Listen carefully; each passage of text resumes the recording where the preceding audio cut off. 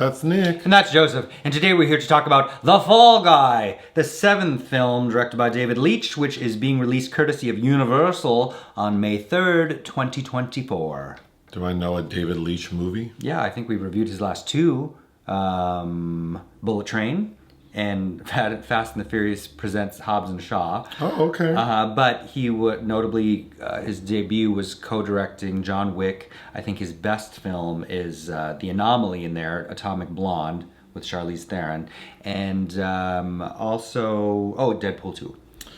What is The Fall Guy about? A down-and-out stuntman must find the missing star of his ex-girlfriend's blockbuster film. What's your pull quote? Ryan Gosling is certainly charming, but careless plotting, a contrived romance, and wearisome comedic writing makes this all fall to pieces. Oof. Mine. A charming lead performance helps this action-packed, tepid, criminally tinged romantic comedy slide across the finish line mostly unscathed. Tepid, jeez. I would definitely have to agree with that. And of course, this is paying homage based on the early to mid 80s television series with Lee Majors. The Fall Guy. The Fall Guy. And Lee Majors makes a cameo. He does. Okay, the story is kind of complex for what it amounts to. So Aaron Taylor Johnson plays this like A-list action movie star. Mm-hmm. Ryder Strong? No. Oh. That's a real person. Oh. Tom Ryder. Tom Ryder. Mm-hmm. And he has a stunt guy who he's been working with for a long time, played by Ryan Gosling. Colt Seavers, which is the name of Lee Majors in that series. Oh. Mm-hmm. So one day on a movie shoot, Ryan Gosling injures himself badly, like breaks his back. So he's out of commission. Then we flash forward 18 months, and we see that he's not working as a valet attendant at a Mexican restaurant when he gets approached saying that there's a new movie starring Aaron Taylor Johnson, and the director, played by Emily Blunt, she really wants you to be the stuntman. And we saw from the opening of the film that Ryan Gosling has a huge crush on Emily Blunt. So initially he's like, no, I'm not going back to doing stunt work. But when he realizes it's Emily Blunt's movie and she wants him, he agrees to go. So he goes from, I believe, Los Angeles to Sydney, Australia to film this movie. But we find out that Aaron Taylor Johnson is missing. So the producer, Gail, played by Hannah Waddingham from Ted Lasso, and she had a Christmas special recently. I thought she was really fun. Yeah.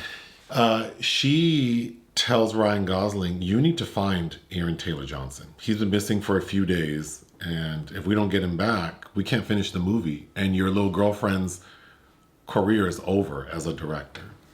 So then, like, the middle part of the film is Ryan Gosling trying to find out where Aaron Taylor Johnson is. Mm-hmm. And we learn the truth, which is that Aaron Taylor Johnson had a new stuntman, this guy named Harry. And one night at a party, Aaron Taylor Johnson inadvertently kills Harry the stuntman. And it's on video. There are a bunch of witnesses. So they're trying to cover up the murder by framing Ryan Gosling for it.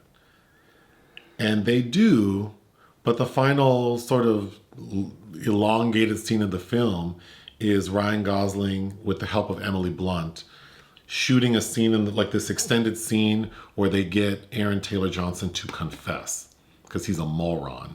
And he does. The end. There's more to it, but basically he does confess. It's on record. The police show up, which is the after credit scene. With Lee Majors and Heather Thomas making a very brief appearance. Mm-hmm. And Aaron Taylor Johnson sort of inadvertently kills himself trying to get away from the police. Mm-hmm. And then we see that the final scene of the film before the post-credits, I feel like the post-credits scene and the final scene should have been swapped. Because the final scene of the film before the credits is that we see the trailer for the movie Emily Blunt was shooting, which is called Metal Storm. And we see that Aaron Taylor Johnson's character has been replaced with Jason Momoa playing that character. Mm-hmm. The end. And then, of course, we would assume that Emily Blunt and Ryan Gosling can foster their love. Yeah. That romance was so weak to me. Oh, yes. In many ways. Can we talk about what we liked first? Ryan Gosling. Ryan Gosling. He's so charming. He's obviously a nice looking guy, but I think more than that, he was just really cute in the movie. I think he gets the right energy for a part of what this film is trying to do. There's a song that you kept singing that's in the movie that you couldn't stop humming after we left. Kiss, yeah. So that's a good part. I Was Made for Loving, which is funny because the trailers, which I saw way many times than I ever wanted to, is using Journey. Yeah, so they switch it up in the movie. Which is, I don't mind that, but yeah, I much prefer Kiss to the Taylor Swift track they used. But I like the cinematography. The movie looks pretty slick. I mean, it's clear that money was sunk into this, and this is a project that was floating around for a long time with a lot of other leading actors attached. I think at one time maybe Tom Cruise, who is referenced several times in this. I liked the producer, Gail. Mm-hmm. I thought she brought a fun, chaotic energy. Mm-hmm. That's about it. That's about it. It feels there's a lot of half this cast fresh off a recent Oscar nod, right, with Emily Blunt and Oppenheimer and Gosling and Barbie. But you have Hannah Shue in there, who has nothing to do as the assistant to Aaron Taylor Johnson, and then Teresa Palmer shows up for a really inane scene that makes no GD sense. Which one is she? She's the co-star that has she accosts Ryan Gosling with a sword. Oh, what do I know Teresa Palmer from? I remember you liking that movie Lights Out, but she's in all kinds of stuff. But okay, things that didn't work for me. I think the film's most effective as an action movie. I think the action sequences are well shot. As a comedy, it's kind of in the middle. If it weren't for, if you take out Ryan Gosling and the producer Gail, then it feels pretty flat to me. Mm-hmm. But the romance between Emily Blunt and Ryan Gosling, I don't care for Emily Blunt for some reason. I don't know. I don't mind her. She seems like a sweet person, but I think that I've seen her in plenty of other things where her comedic timing. I think most of the homosexuals probably love her in Devil Wears Prada the most, but where her comedic timing is pretty on.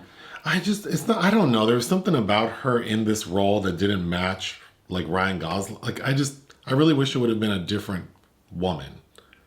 Also, I don't know how long it took for this movie to shoot, but it seems like her filler and her Botox was really fresh in some points, and then it had settled in others, because sometimes her face looks crazy to me. But aside from that, I just didn't feel anything between them, and the way their relationship is described. Like in the premise, they say ex-girlfriend, but then we hear both of them talk about it. Ryan Gosling is talking about it like he just has a crush on her. She's describing it as a fling. But then the way everything ends up, it's like these two are like soulmates with this long, like unrequited love The way that it is structured for us right before his accident on this movie shoot would seem like they are co-workers that have just started to canoodle. And her reaction to him she's so like devastated that he kind of, goes off the grid. Let's talk about that. To recuperate feels really unreasonable. Yeah, so he breaks his back. We see that he had to have major surgery, it would appear, and he's been gone for 18 months, and he went dark. So he didn't communicate with anyone. He just went off the grid. And like you said, she seems so mad that... Like she does not want to understand that it was... A major injury that affected his livelihood might have him down in, the dumps. Yes. And there's no reconciliation of that. Also, I find it interesting that 18 months has passed and she goes from being a camera operator to a director. But directing a major motion picture with an enormous budget. Like, whoa. I want to see the behind the scenes of that story. And Emily Blunt has said that she's modeled the character. This is what gets me about the Emily Blunt performance. It's like, Greta Gerwig was your inspiration. Like Greta Gerwig doing Lady Bird or doing Barbie. I don't know. Like there's so many... Greta Gerwig seems like a sweet person, but kind of a dull person to base a character on. Jesus. Well, I assume that she got that hype, like she went from camera operator to director because Gail hand selected her. She did, yeah. And thought that she could control her, like Mary and George. Yes, this is, and those kind of treacherous relationships do happen quite a bit in this industry, but I don't get a sense of like how passionate Emily Blunt as Jody is about Metal Storm and how much this really means to her. Like she is just really malleable. She's just kind of it's like back when Britney Spears used to perform, like a pinball being tossed between the dancers. That's what this character feels like. She's just manipulated. Okay, so the romance didn't work for me. Also, the crime component of this, the covering up this murder that Aaron Taylor Johnson committed. Okay, first of all, so Aaron Taylor Johnson's this super like A-list action star D-bag guy, and we're in his like fancy loft in Sydney, and he is partying with a bunch of people and accidentally kills the stuntman. So you have a room full of people who saw him kill this man. And it's been recorded on his phone. Okay. So the plan is to basically, when Ryan Gosling first shows up on set in Sydney for Metal Storm, someone takes like this elaborate like 360 image of him. And they tell him, oh, this is new, so that we can basically like transpose Aaron Taylor Johnson's face onto your body. And he goes, oh, like a deep fake. And then we learn later that they did that on purpose because the plan was to superimpose Ryan Gosling's face onto Aaron Taylor Johnson's body. And then we see the video gets released to the public. It's on the news. So now Ryan Gosling is being accused of this murder. And even that footage looked fake. But my question is, what about all the people who witnessed the murder? How are they going to stay quiet? Including Teresa Palmer, I know she's his girlfriend, but nobody's putting pressure on her at all. But also the body, this person was killed days before Ryan Gosling arrived to Sydney. And there's evidence that Ryan Gosling was in LA because there's a scene where he's working as a valet where he like does some burnouts in some guy's car, another actor. So there's proof that he was not in Australia at the time this person was killed. And they also have video of Ryan Gosling going into the hotel suite where the dead body was. So when they have footage of all the other people going in, other people going in 4 days prior. Also, when the police go to the hotel suite, the body's not there. So then it's like that's what's frustrating is like the bones of that part of the story could suggest a really great neo-noir. I think any episode of Chips would have a more elaborate like crime component to a story than this movie has. There are a lot of really great films by stuntmen, about stuntmen. This reminds me, like I wanted it to be kind of a cross-section of Hooper with Burt Reynolds, directed by Hal Needham, with The Stuntman, the Richard Rush film with Peter O'Toole and then Intact, Steve Railsback. And if you've seen neither of those films... Why are you saying Intact? Because he kind of fell apart physically. But The Stuntman is a lot of fun. Okay. So when Ryan Gosling gets on set, he's like, okay, where's Emily Blunt? Where's Emily Blunt? I know she wants to see me. She brought me out here. But she has no idea that he's there. So when they finally meet, she's upset. And then Gail, the producer, has to convince Ryan Gosling to stay. And he basically tells her, like, if you save Jody's movie, maybe you'll get the love of your life back. So that's the motivation for Ryan Gosling's character to go on this, like, hunt to find the real killer. All the while, Emily's trying to finish her movie. I did think that Metal Storm looked like it would be a good movie. It was giving me Furiosa vibes. It made me that much more hungry to see Furiosa instead. But the packaging for the film, the font of the title looks like Metal Starm. Oh, yes. A triangle. Okay, I have another worst hair nominee, Aaron Taylor Johnson.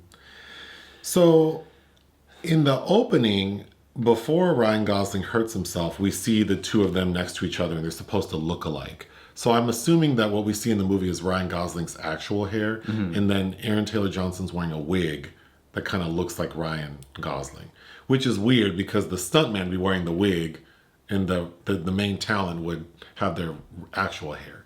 So that already was funky. But then 18 months later, we see Aaron Taylor Johnson, and he has this top ramen hair, like this bleached, wavy, curly mop that looks like he has a deep widow's peak with a receding hairline.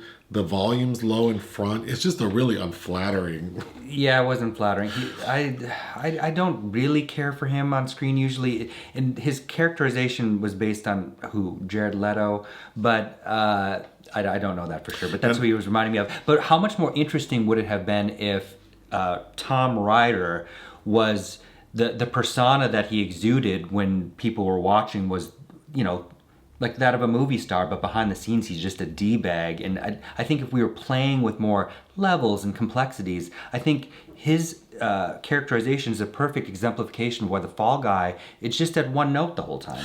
You know who would have been good? Because I do think it might have been better if that Tom Ryder would have been more debonair and smooth. Like, what if like a Glenn Powell would have played him, but then behind the scenes he's a monster? Yes. That would have been so much more fun. Okay, when Emily Blunt realizes Ryan Gosling is the stuntman and he does perform the first stunt successfully, she's telling him like, you better not derail my movie. And I was so confused by that. Like, what indication did she have, or does the audience have, that Ryan Gosling would, he's been a successful, accomplished stuntman.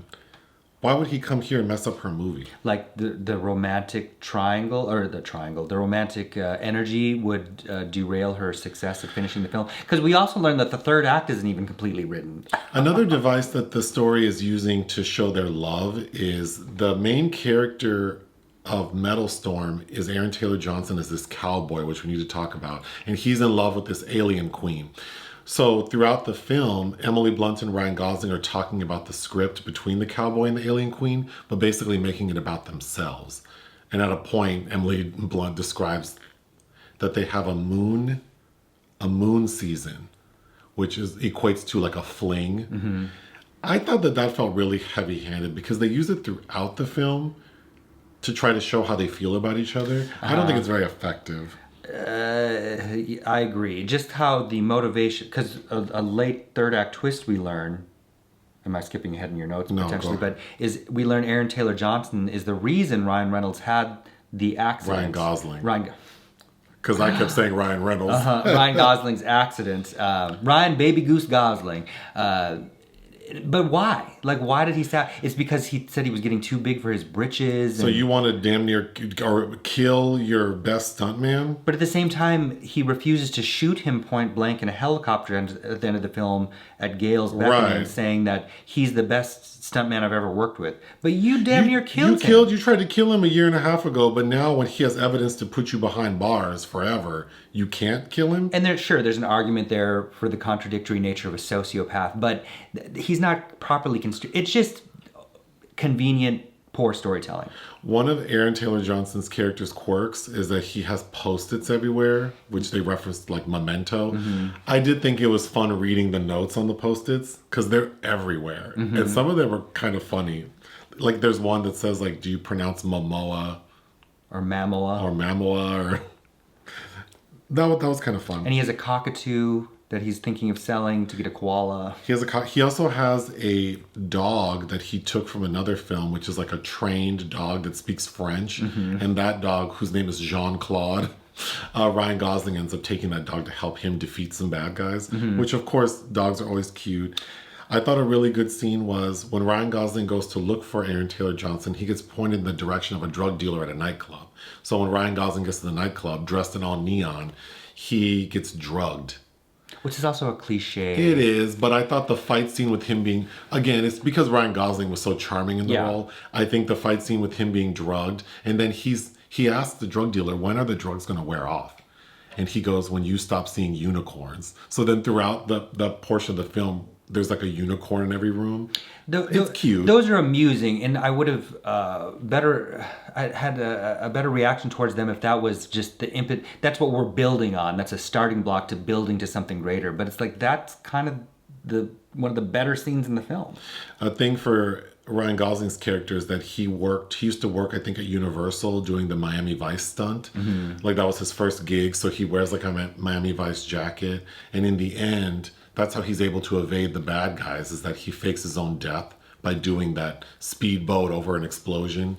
So, that brought back memories because I remember seeing the Miami Vice show at Universal Studios back in the 80s. Clearly, there are a bunch of Michael Mann films in this production because we also get a Last of the Mohicans reference. Yes. Because Winston Duke, who is in charge of the stunt people on this production, has a thing where he goes back and forth with Gosling quoting movie lines, making Gosling have to guess what they're from. And I did like that character of Dan, and I almost I think I would have liked the movie better if we didn't have the romance and it was more like Dan, the stunt coordinator who's friends with Ryan Gosling, convinces him to come back to work, not knowing that it's a ploy to set him up for murder. I think the romance just muddles all of it and just distracts from like, there is like a murder cover-up happening and they make it seem, I mean, I know it's a comedy, but it's so nonsensical. Well, it's kind of how I felt about Bullet Train as well. Like, you have all these really interesting, mostly interesting people in this movie, all doing things that eventually just feel kind of rote and like... Okay, Aaron Taylor Johnson was really cute at the end when he has to give this big monologue because he's speaking in like a country fried accent. Oh, he was giving me Tiger King. Yeah, and I did find it amusing. And then the alien queen, Teresa Palmer, when she's all done up in her outfit, I thought she reminded me of Sasha Colby. In like the semifinals of Drag Race when they had to do the alien look. I'm just so surprised. They should have hired Sasha Colby. Teresa Palmer really had nothing to do. Because her action scene where she's accosting Ryan Gosling when he's first in Tom Ryder's loft, it makes no sense. It makes no sense that she's assaulting him and then he's saying like, we worked together, bitch, on the same movie, and she's attacking him with a samurai sword, and then we realize that the sword is fake. And then she's like, I'm such a good actor. So you tore up this loft and damn near, like, he could have killed you, ma'am, thinking that you were trying to kill him. Yeah, I mean, at least Stephanie Hsu does get her moment where she's beating that guy driving the car that she has to kick out, but... Let's get to her. So Stephanie Hsu plays Aaron Taylor Johnson's assistant, and she's the one who has the phone with the video of the murder. So she's the most integral aspect of this cover-up. And they just make her so inconsequential. Like, she's walking some dogs and then she gives Ryan Gosling the phone and says, okay, I'll give it to you if you promise me a producer credit. Like, why would the stuntman be able to do that? But she gets snapped right the moment she passes the phone to Gosling is when she gets abducted.